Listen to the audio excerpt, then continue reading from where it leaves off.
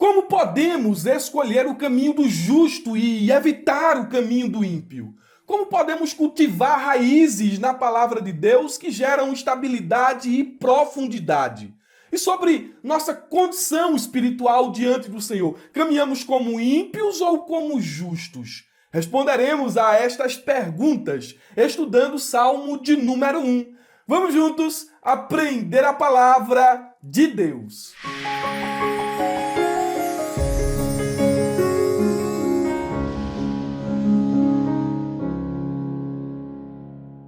Queridos irmãos, quero cumprimentá-los com a paz do Senhor Jesus. Sou o presbítero e professor Murilo Alencar e é com muita alegria e muita gripe também que damos início a mais uma pré-aula da Escola Bíblica Dominical, onde comentaremos a revista de jovens publicada pela CPAD. Hoje o meu objetivo é não tossir muito enquanto estou ministrando, é não acabar a minha voz até o final. Não. Hoje o meu objetivo é expor a lição de número 2, datada do dia 9 de abril de 2023, cujo título é O Caminho do Ímpio e do Justo. Faremos uma exposição detalhada do Salmo de número 1. Então eu quero já, no início aqui, deixar o meu muito obrigado, o meu agradecimento a todos os alunos que fazem parte da ferramenta EBD. Se você não faz parte da ferramenta EBD e está assistindo bem depois esse vídeo quando subimos para o YouTube, não passe aqui pela plataforma do YouTube sem se inscrever em nosso canal,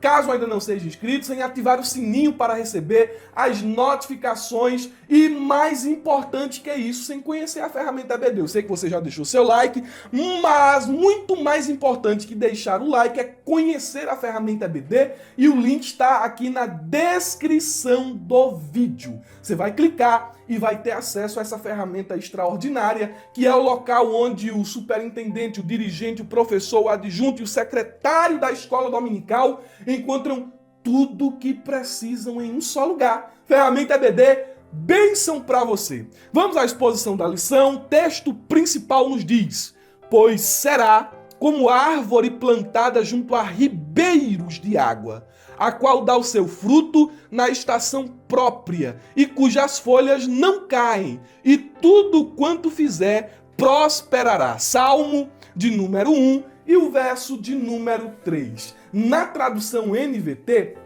essa mesma passagem está posta da seguinte maneira: ele é como a árvore plantada à margem do rio. Ele quem? O justo. E o texto prossegue, que dá fruto no tempo certo. Suas folhas nunca murcham e ele prospera em tudo que faz. Todo o salmo aqui é estruturado de forma pensada, de forma poética e de forma inspirada. Você vê que o salmista ele fala primeiro do fruto para depois falar da folha. E falar do fruto para depois falar da folha é muito interessante, porque nos traz já uma verdade espiritual que podemos falar sobre ela aqui. Tem muita gente que só tem folha e não tem fruto, isto é, tem aparência, mas não tem o principal. É por isso que o salmista, ele trata primeiro do fruto, ele dá fruto, ele tem fruto, o justo tem fruto. E depois ele fala das folhas, que é aquilo que primeiro enxergamos em uma árvore, aquilo que fala de sua aparência. Eu criei aqui um fluxograma baseado neste versículo, porque entendo que ele é um versículo completo. Ele contém uma metáfora. Todo o verso de número 3 contém uma metáfora completa, com início, desenvolvimento e conclusão. Dentro do versículo 3, o salmista, ele nos diz que o homem dedicado às Escrituras possui todas as qualidades de uma árvore forte, saudável e frutífera. O homem dedicado às Escrituras. Aí veja aí o início da metáfora. Ele é como árvore. Então aí, esta sentença, ele é como árvore, marca o início da metáfora e a natureza da metáfora. O salmista está comparando o justo a uma árvore forte, saudável e frutífera. E ele diz, plantado junto à corrente de águas. Esta árvore foi plantada, ela não nasceu de forma silvestre, ela foi plantada. E ela foi plantada em um lugar estratégico, junto às correntes das águas. É o local onde o justo recebe diariamente, constantemente, suprimento para a sua vida espiritual. Ou seja, o homem dedicado às escrituras é como uma árvore plantada à corrente de águas. Constantemente ele está recebendo vida, ele está abastecendo sua vida espiritual. Aí o salmista diz que, como consequência de estar à corrente de águas, no devido tempo dá o seu fruto. Isto é, o justo, ele demonstra as virtudes do Espírito. Frutificar é demonstrar as virtudes do Espírito. O salmista prossegue dizendo, e cujas folhas não murcham. Nós sabemos que dentro das 4 estações, o normal de uma árvore é secar. Então a folha ela demonstra uma certa inconstância devido à estiagem, devido à mudança de tempo. Mas quando o salmista diz que as folhas, a folhagem do justo não murcha, o salmista está dizendo que a vida espiritual do homem justo que se dedica às escrituras, que tem o seu prazer na lei do Senhor, não é inconstante. Vem o tempo, mudam as estações, mas elas permanecem verdes. E ele prossegue, aí encerrando a metáfora, dizendo o seguinte, tudo quanto ele faz será bem sucedido. E eu entendo isso aqui como resultado de meditar e obedecer à palavra de Deus. Olha para mim aqui. Vê que esse fluxograma te ajuda a entender as verdades que estão presentes no texto principal. O resumo da lição nos diz, o caminho do ímpio representa instabilidade e superficialidade.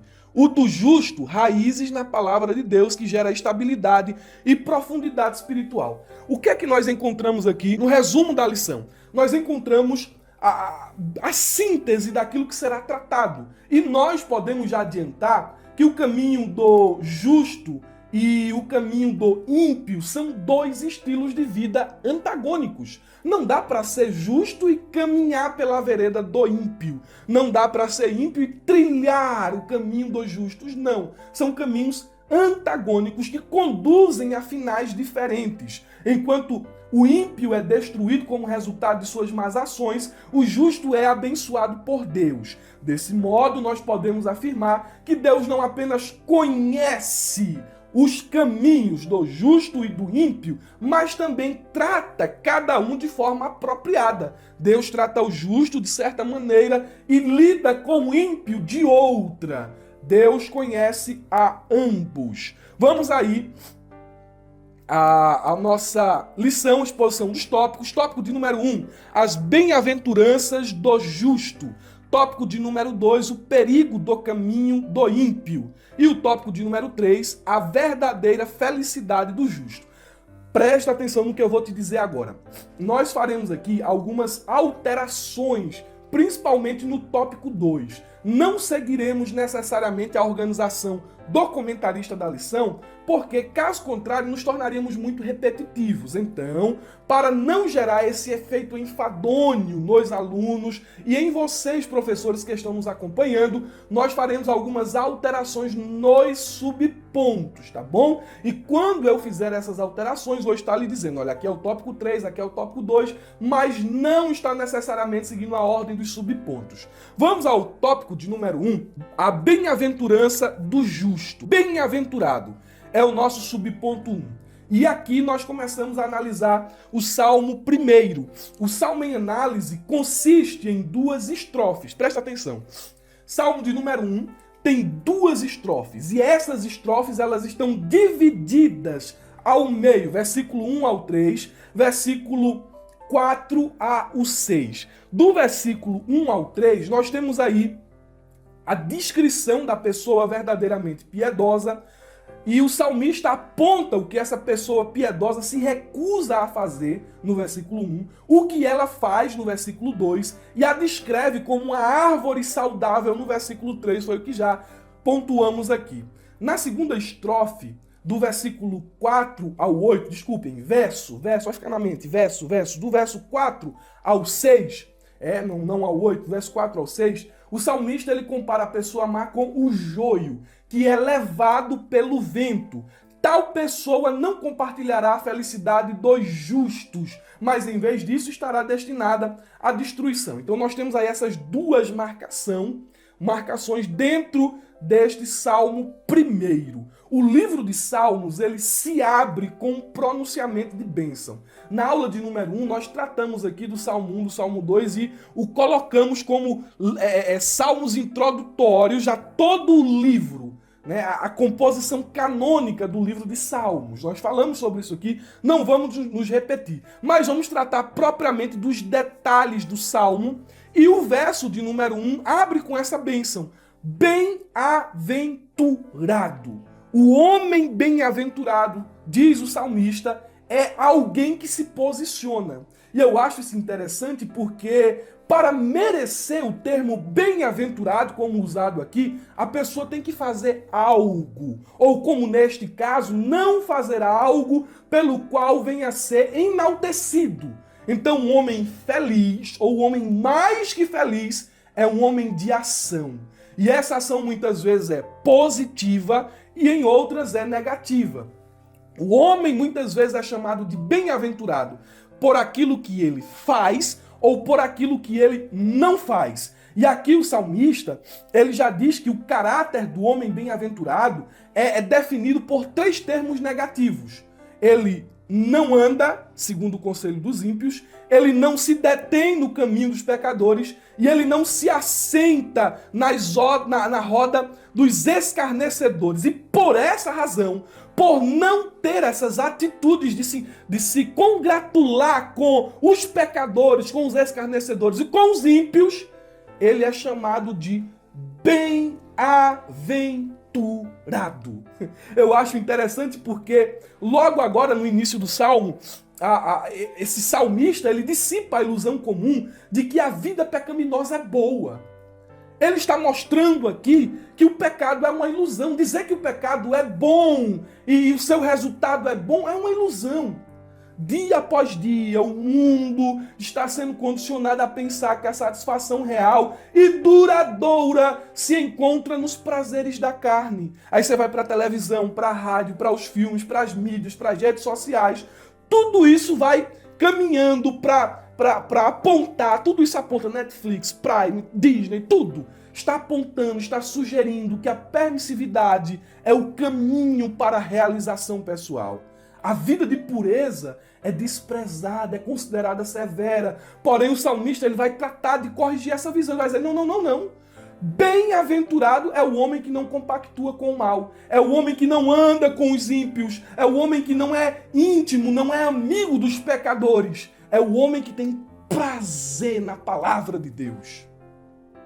Dentro do Novo Testamento, nós temos aqui essa ideia de bem-aventurança. Vê lá Mateus capítulo de número 5, quando Jesus inicia o Sermão do Monte, ele vai dizer ali que o homem bem-aventurado é o homem mais que feliz. E a palavra feliz, dentro do contexto ali de Jesus, é usada comumente entre os gregos, na cultura grega, dentro ali do contexto romano também, que foram influenciados pelos gregos, eles acreditavam que a felicidade ela era oriunda de uma vida irrestrita, de uma vida que não tinha freios, de uma vida onde se doava completamente, onde a pessoa se doava completamente aos desejos físicos, à carnalidade. A pessoa feliz era a pessoa que se entregava aos impulsos, era a pessoa que vivia sem regras. Eles olhavam para os deuses do panteão grego e viam ali a promiscuidade dos deuses e percebiam que felicidade, ou entendiam que felicidade era aquilo ali, era viver sem limites. Aí Jesus vem e diz assim, bem-aventurados puros de coração. Dá para entender isso aqui? Bem-aventurados puros de coração. Mas bem-aventurados não são aqueles que dizem sextou, é sexta, vamos lá, gandaia, festa. Não. Jesus está dizendo que bem-aventurados são os puros de coração, porque eles verão a Deus. E veja, bem-aventurado é sempre alguém que está tomando uma ação, que está fazendo algo. O Novo Testamento identifica, assim como o Antigo Testamento, a felicidade com pureza de caráter. A palavra de Deus considera o pecado como manancial de miséria. No entanto, a santidade é fonte de paz, de satisfação e de contentamento. O salmista abre o livro dos Salmos, abre o Salmo de número 1, dizendo: bem-aventurado é o homem que não anda segundo o conselho dos ímpios, não se detém no caminho dos pecadores, não se assenta na roda dos escarnecedores. Aí olha o que diz aí o subponto 2, o justo não anda, o justo não se detém, o justo não se assenta. E aqui nós vamos avultar aquilo que estamos falando aqui a respeito do verso de número 1. Não anda no conselho dos ímpios, é a primeira sentença. O termo ímpio pode ter vários significados dependendo do contexto. De um modo geral, ímpio é um adjetivo ou um substantivo que se refere a alguém que não tem religião, que é contrário à religião, que não respeita as coisas sagradas ou que ofende o que se considera digno de respeito. Biblicamente, o termo ímpio é usado para designar aquele que se afasta de Deus e não teme ao Senhor, que vive em rebeldia contra a sua vontade e a sua lei, que pratica o pecado e a iniquidade, que zomba ou se opõe a Deus e a sua palavra, e que persegue ou oprime os justos. Portanto, não andar segundo o conselho do ímpio é ver o homem que desrespeita a Deus como um tolo rebelde. O justo não busca sabedoria nas palavras do ímpio. E é importante, professor, que você frise isso em classe. É importante que você dê ênfase a essa verdade aqui, apresentada no Salmo, sobre namoro. Preste atenção, sobre namoro, sobre casamento, sobre virgindade, sobre relacionamento, sobre trabalho, sobre dinheiro e assuntos afins. O ímpio sempre tem um conselho para dar. O ímpio sempre tem uma opinião para expor. Mas feliz é o jovem que despreza tais palavras mundanas. Ele não anda conforme o conselho do ímpio. Não. Ele vai buscar sabedoria. Aonde? Aqui, ó, na palavra de Deus. Aí vem aí a segunda expressão. Não se detém no caminho dos pecadores. O termo pecadores aí se refere àquela pessoa que transgride a lei de Deus e se rebela contra a sua vontade. Você vai me perdoando aí sobre essa puxada aqui, porque eu tô gripado, tá bom? Então vamos lá. O termo pecadores se refere a esse tipo de gente aqui, ao transgressor da lei. A Bíblia diz que o pecado é uma ofensa grave a Deus, que é santo e justo. O pecado separa o homem de Deus e traz consequências como a culpa, o sofrimento, a morte e o juízo eterno. Se deter no caminho, olha para cá, se deter no caminho dos pecadores é se identificar, é imitar e é permanecer na mesma prática dos que vivem transgredindo a lei de Deus. O homem bem-aventurado não é assim. O justo não é assim. O problema é que muitos jovens têm se deixado levar pelo comportamento dos pecadores. Você vê que agora, nessa era da internet, nessa era digital, os influencers digitais têm ditado o jeito de vestir, de falar, de se comportar de muitos cristãos. É por isso que você vê muito crente hoje com brinco, com tatuagem, falando assim, tipo, né? Porque assim, né, cara? Porque assim, né, bicho? Cabelo pintado de rosa aqui, de verde aqui. E você vê que os marcos hoje estão sendo substituídos. É por essa razão que eu acredito que essa geração e a próxima, caso não haja uma intervenção divina, serão os mais pobres de Bíblia e de espiritualidade. Porque as referências, a referência, melhor, no singular, tem deixado de ser a palavra de Deus para ser, muitas vezes, aquele jovem ou adolescente do YouTube que está cheio de tatuagens, com cara de malandro, linguagem de gírias, que fala de paz e amor. E é essa figura que não tem nenhum conhecimento bíblico está se tornando a referência dos jovens de hoje. E, meus irmãos, isso é perigoso. Porque tem muita gente aí, principalmente nessa parte de cantor gospel, de pregador mirim gospel, de tanta gente aí que está se tornando referência para a juventude de hoje que, meu Deus do céu, não são crentes, são pecadores. É verdade. Tem muita gente dentro da indústria chamada gospel que tem espaço de fala, tem muitos seguidores dentro da internet que não são crentes, se apresentam como crentes, mas são pecadores. Imitar, seguir, compartilhar, falar como eles é se assentar na roda dos pecadores. É se deter melhor no caminho dos pecadores. Aí nós temos aí uma terceira expressão que diz: nem se assenta na roda dos escarnecedores. O termo escarnecedores se refere àqueles que zombam, ridicularizam ou desprezam a crença de outro, e especialmente a fé em Deus e na sua palavra. Os escarnecedores são pessoas sem respeito, que falam coisas maliciosas e tentam influenciar os outros a se afastarem de Deus. Tomar assento com os escarnecedores é o estágio último de alienação e perversão que um homem pode chegar, foi o que eu escrevi aqui. Por quê? Porque se assentar com quem escarnece, com quem zomba do Evangelho, das verdades do Evangelho, é ser tão íntimo dos inimigos de Deus e de seu povo, a ponto de abraçar a mesma causa e militar contra a igreja do Senhor e contra o Senhor da igreja. Mas o homem justo não se assenta com os escarnecedores. Aí nós temos aí, e é aqui que eu vou bater em muita gente, viu? Aqui eu vou bater com força. E aí vem o subponto 3. Pega a visão, professor. O prazer do justo está em meditar na lei do Senhor. Aí aqui o salmista, ele vai falar o seguinte, nós vamos aqui ver o verso de número 2 no subponto 3. Antes tem o seu prazer na lei do Senhor e na sua lei medita de dia e de noite. Então, o verso 2 inicia com uma ideia de contraste. O justo não tem prazer no pecado, ele se alegra com a lei do Senhor e não na roda dos escarnecedores. Não. Ele tem prazer na lei do Senhor. Aí ter prazer na lei do Senhor é o mesmo que amar a Deus e desejar conhecê-lo cada vez mais. Ter prazer na lei é buscar intimidade, relacionamento, é buscar comunhão com Deus por meio da palavra. Meditar dia e noite aponta para o esforço do justo em estudar, memorizar, refletir e praticar a palavra de Deus. Aí eu preciso fazer uma pergunta aqui a vocês. Você tem mais prazer na lei do Senhor ou nos deleites do mundo? Ou nos caminhos do ímpio? Ah, irmão Murilo, eu tenho mais prazer na lei do Senhor. Será? Vamos lá. A Bíblia contém aproximadamente 3 milhões de letras, 31 mil versículos e 1.189 capítulos. Para lê-la de forma sonora, em velocidade habitual de fala, necessitam-se mais ou menos de 70 horas e 40 minutos. Eita, irmão Murilo, é muito tempo para ler a Bíblia capa a capa.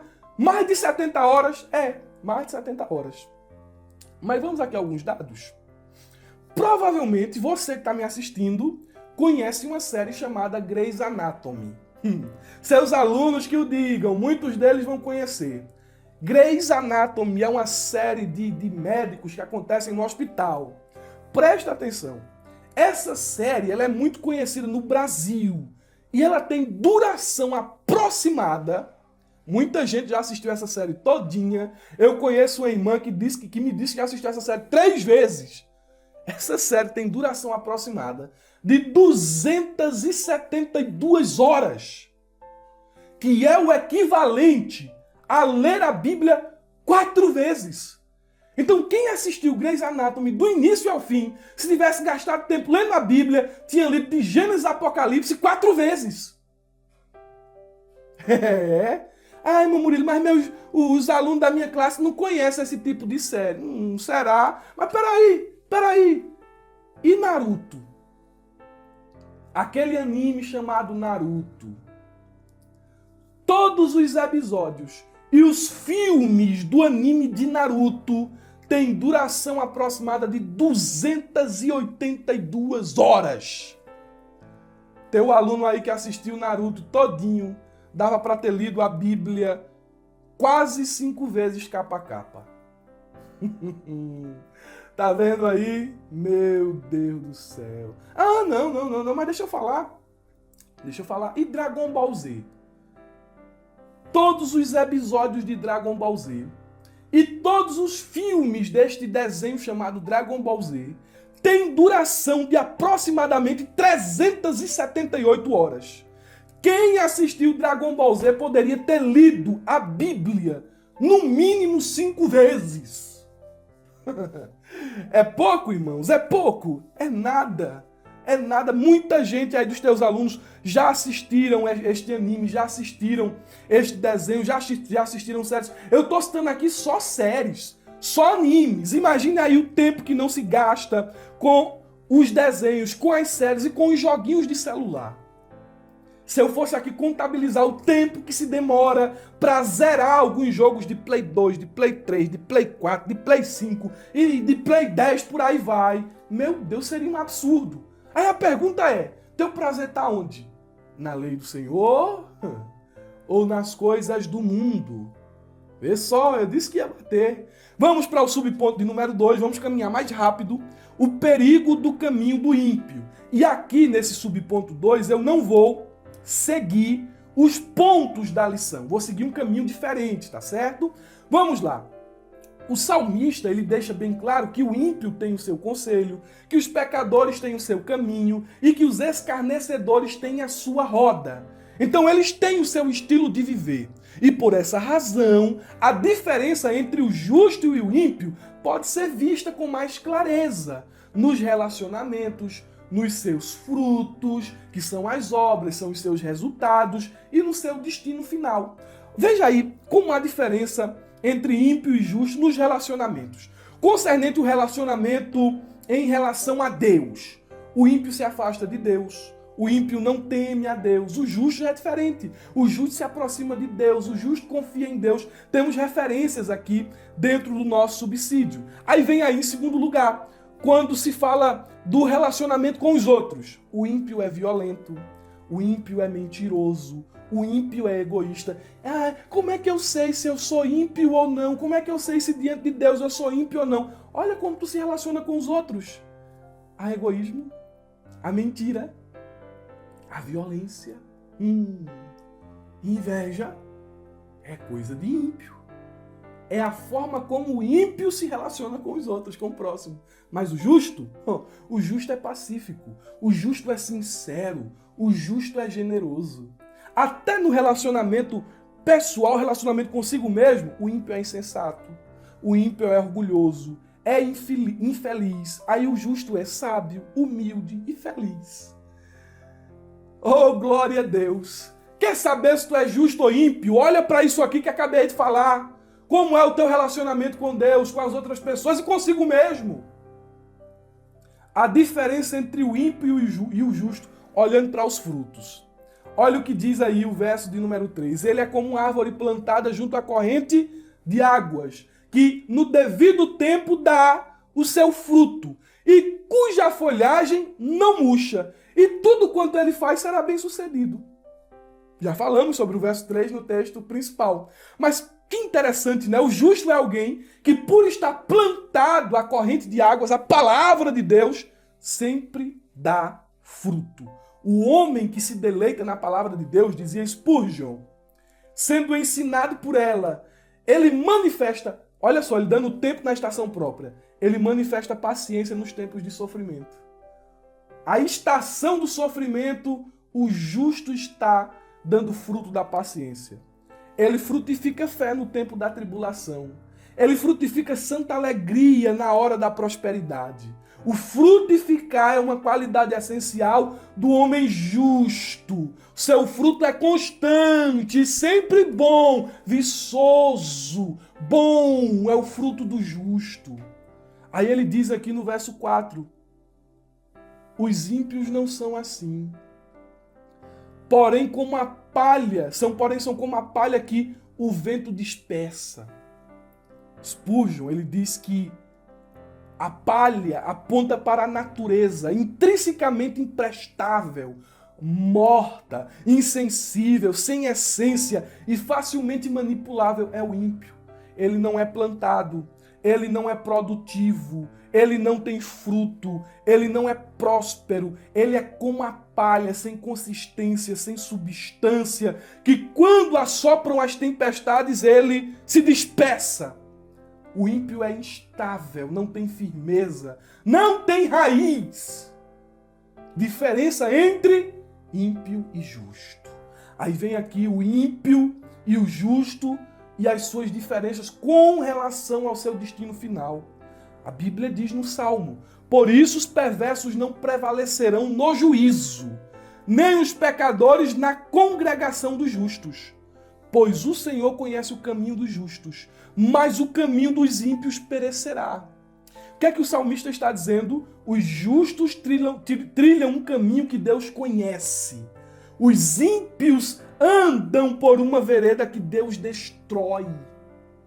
E eu acho aqui tão bonito essa expressão, Deus conheceu o caminho do justo, porque isso é um incentivo para permanecer trilhando pelas veredas da palavra de Deus, porque Deus conhece, tem tribulação, tem angústia, tem dificuldade, tem isso, tem aquilo, adversário, mas Deus conhece os passos do justo. Estou vendo ele, estou aprovando, estou me agradando. Eu gosto de ver o meu servo caminhar pelos meus caminhos, aleluia. Agora o ímpio não. O caminho do ímpio, Deus assiste com justiça e destruição. São os destinos finais de ambos. E aqui a gente enxerga a diferença entre o justo e o ímpio. Aí nós chegamos aí no subponto de número 3. O perigo, ou melhor, a verdadeira felicidade do justo. A verdadeira felicidade do justo é se deleitar na palavra de Deus. E eu fiz aqui um itinerário diferente do comentarista da lição.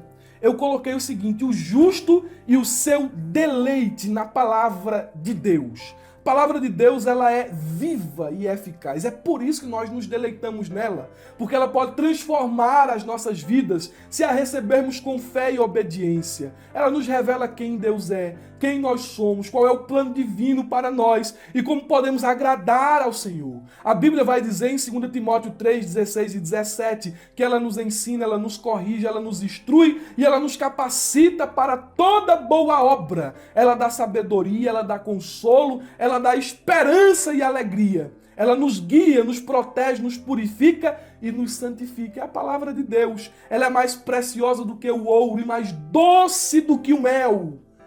E o justo tem o seu prazer na lei do Senhor, nessa lei que ele medita de dia e de noite. E como alguém se realiza com a palavra de Deus? Como alguém aproveita todos os benefícios da palavra de Deus, cultivando alguns hábitos, que vou mencioná-los aqui. Primeiro, o ímpio, ele se deleita na palavra de Deus, lendo-a diariamente, com atenção e com interesse. A leitura bíblica é o meio pelo qual nós conhecemos o conteúdo das Escrituras. Glória a Deus! É o meio pelo qual nós aprendemos os seus ensinamentos. É importante ler a Bíblia toda, porque tem gente que só conhece Mateus, tem gente que só conhece os Salmos. É importante ler a Bíblia toda, pois ela é a revelação completa de Deus para nós. E para tanto, você pode seguir um plano de leitura para ajudar você a ler 3 capítulos por dia, 5 minutos de manhã, 5 minutos de tarde, 5 minutos de noite. Em um ano tu lê a Bíblia toda. Aí vem aí, precisamos ler, mas também precisamos meditar constantemente, com reflexão e oração. A meditação bíblica é o meio pelo qual nós aplicamos a palavra de Deus à nossa vida e buscamos o seu propósito para nós. Irmão Murilo, como é que eu medito na palavra de Deus? Meditar é a mesma coisa de você ir comer uma comida gostosa. Você vai comer a comida gostosa, você vai mastigar. Tem gente que não mastiga, engole. Quem engole a comida não sente o sabor. Quem mastiga sente o sabor. Então meditar pode ser associado a essa comparação aí. Mas como é que alguém medita na palavra de Deus? Olha essas perguntas aqui que vão te ajudar a meditar na palavra de Deus. Você pode até fazer esse exercício em classe com os alunos. Você pode pegar seus alunos e sugerir essas perguntas em classe, ou escrever num quadro, ou escrever em um papel, para que eles recebam um auxílio de como meditar nas Escrituras. Olha a primeira pergunta aí. Eu estou diante de uma passagem. O que esse texto me ensina sobre Deus? O que esse texto me ensina sobre mim mesmo? O que esse texto me ensina sobre o mundo? O que esse texto me pede para crer? O que esse texto me pede para fazer? Como este texto me ajuda a adorar a Deus? São perguntas que vão te ajudar na meditação das Escrituras. Aí, olha os hábitos. Ler diariamente, meditar. O terceiro, memorizar a palavra de Deus frequentemente com dedicação e esforço. A memorização bíblica é o meio pelo qual nós guardamos a palavra de Deus na nossa mente, no nosso coração, para usá-la nas mais diversas situações. E aqui a gente entende a importância de ter memorizado os textos das Escrituras. Por exemplo, tem um texto lá em Efésios que diz assim: não saia da sua boca palavra torpe, mas somente aquela que for para a edificação. Quando eu quiser falar alguma coisa, eu vou me lembrar desse texto. Quando eu estiver triste, eu vou me lembrar que a alegria do Senhor é a nossa força. Quando eu estiver passando por dificuldades aqui, ver todas as portas fechadas, eu vou lembrar do salmista que diz que o socorro vem de cima, eleva os meus olhos para o monte. De onde me virá o meu socorro? Meu socorro vem de lá, vem de cima, vem do Senhor. Tem textos chaves que precisamos memorizar. E como é que alguém pode memorizar as Escrituras? Repita várias vezes o versículo em voz alta. Você pode escrever o versículo em um papel, em um cartão. Você pode associar o versículo a uma imagem ou a uma música. Ou então você pode revisitar aquele mesmo versículo periodicamente. São meios de memorizar. É importante memorizar as Escrituras. Aí veja os hábitos: ler, meditar, memorizar e, por fim, compartilhar. Eu coloquei aqui algumas sugestões de como compartilhar a Bíblia. Você pode compartilhar as Escrituras convidando alguém para um culto, para você ali ensinar a palavra de Deus, enviar uma mensagem bíblica por telefone, por WhatsApp, por Instagram, dar um presente bíblico, é até uma forma de compartilhar uma harpa, um Novo Testamento, entendeu? Compartilhar um folheto evangelístico, testemunhar de como a Bíblia mudou a sua vida. São formas de compartilhar a palavra de Deus. São formas de você se alimentar também, se deleitar da Bíblia Sagrada. O tópico de número 3 diz o seguinte: a verdadeira felicidade do justo. O justo, ele tem realização quando ele lê, medita, memoriza e compartilha a palavra de Deus. Vamos encerrar a nossa lição fazendo uma aplicação final de todos os versículos do Salmo a título de recapitulação. Uma aplicação que podemos extrair do verso 1. Vamos concluir. Verso 1. Primeira aplicação. Devemos evitar a influência negativa dos ímpios, dos pecadores e dos escarnecedores que nos afastam de Deus e da sua vontade. Pode cortar certas... Se afasta de Deus, pode cortar as amizades. Mas é meu amiguinho, é meu... Pode cortar. Te afasta de Deus, então não serve para tu. Não te faz bem. Não, mas é amigo de infância. Não. Mas se afasta de Deus, tem que cortar, rapaz. Acaba com isso. Segunda aplicação, segundo verso. Devemos ter prazer na palavra de Deus e meditar nela constantemente, pois ela é fonte de sabedoria, de orientação e também é fonte de esperança. Tenha prazer na palavra de Deus. Tem gente que é especialista do inútil, conhece tudo de Naruto, de Dragon Ball, de série, de tudo aí, de joguinho, de tudo, mas não conhece nada de Bíblia. Especialista no inútil. Tolo. Tenha prazer na palavra e tu vai ser sábio. Tu vai ser alguém instruído. Glória a Deus. Terceira aplicação, terceiro verso. Devemos confiar em Deus e buscar a sua bênção em tudo o que fazemos, pois Ele é o nosso provedor, protetor e sustentador. Tudo quanto o justo fizer prosperará, porque Ele fará conforme a palavra de Deus. Quarta aplicação, quarto verso. Devemos reconhecer a futilidade e a fragilidade dos maus, que não tem valor nem estabilidade diante de Deus. Olhar para o pecado e dizer assim: é bom, é bom, é bom, é bom. É mentira. Pecado é ilusão. Promete prazer, mas traz tristeza. Promete alegria, mas te afoga em aflição. Pecado é a maior ilusão de todas. Quinta aplicação, quinto verso.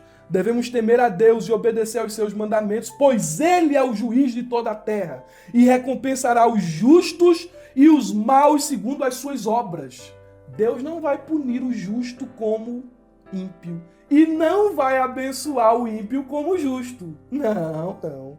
Ele é reto juiz. Última aplicação, verso de número 6. Devemos cultivar um relacionamento pessoal com Deus, pois Ele conhece os nossos caminhos e cuida de nós com amor e graça. Aleluia. Eu espero que a exposição deste salmo, a exposição feita nesta pré-aula, traga clareza, abra a tua mente para o conteúdo da lição de número 2. Alunos da ferramenta EBD, estamos à disposição de vocês para qualquer dúvida e qualquer pergunta relacionado ao tema da lição. Acima desta pré-aula, nós temos a primeira aula e acima da primeira aula, nós temos um vídeo de como se preparar para o trimestre e também temos uma aula com o pastor o Anderson Silva, Introdução aos Salmos. Tudo isso é para que você seja um professor inesquecível, um professor preparado, um professor que tem conteúdo. Deus abençoe, uma ótima aula de escola bíblica dominical, um ótimo final de semana e não se esqueça, isso mesmo, não, diz para mim, abra a jaula.